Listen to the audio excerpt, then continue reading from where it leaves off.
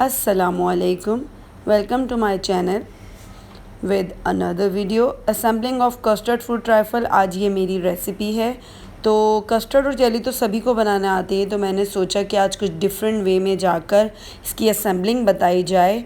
तो आप कस्टर्ड और जेली रेडी करने के बाद इस तरह भी असेंबल करें तो कस्टर्ड बहुत यमी लगता है और ये मेरे घर पे बहुत पसंद किया जाता है। तो मैंने सोचा ये रेसिपी आपके साथ शेयर की जाए, आपको बताया जाए कि ये एक डिफरेंट वे है असेंबलिंग ऑफ कस्टर्ड ट्राइफल। तो आप डिफरेंट काइंड ऑफ यूज़ कर सकते हैं।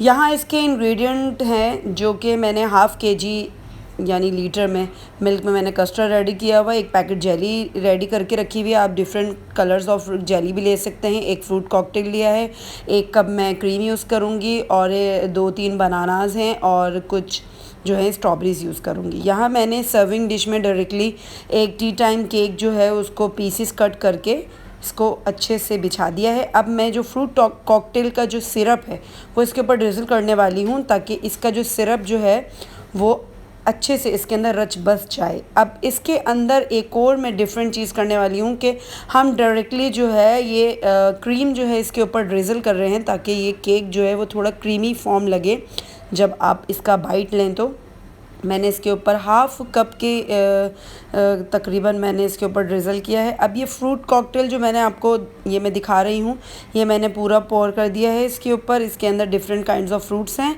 अब मैं इसके अलावा ब्लैक ग्रेप्स अपने फ्रेश यूज़ कर रही हूँ। बनानाज मैंने यूज़ किए हैं। इसके ऊपर मैंने 2 टेबलस्पून ऑफ क्रीम और यूज़ की है।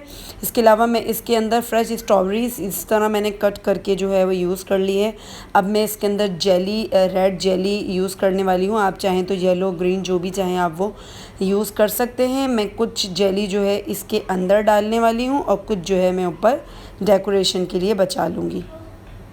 अब इसके ऊपर जो है मुझे जो कस्टर्ड डालना है उसके अंदर भी एक और मुझे चीज़ करनी है। ये मैंने हाफ़ लीटर मिल्क में जो कस्टर्ड रेडी करके रखा था वनीला फ्लेवर का, इसमें मैंने हाफ़ कप ऑफ क्रीम डाल दी है, व्हिप क्रीम, और इसको अच्छे से बीट करने वाली हूँ। ये तकरीबन लोग नहीं करते हैं पर मैं इसके अंदर इसको डालती हूँ और ये बहुत ही यम्मी लगता है। अब मैं इसके ऊपर जो मैंने ये असेंबल करके रखा था केक और फ्रूट का जो मैंने मिक्सचर इसके ऊपर पूरा मैंने पोर कर दिया है, ये कस्टर्ड विद क्रीम, और इसके ऊपर अब मैं डेकोरेशन करने वाली हूँ with some jelly and strawberries. तो आप अपने हिसाब से इसको डेकोरेट कर सकते हैं।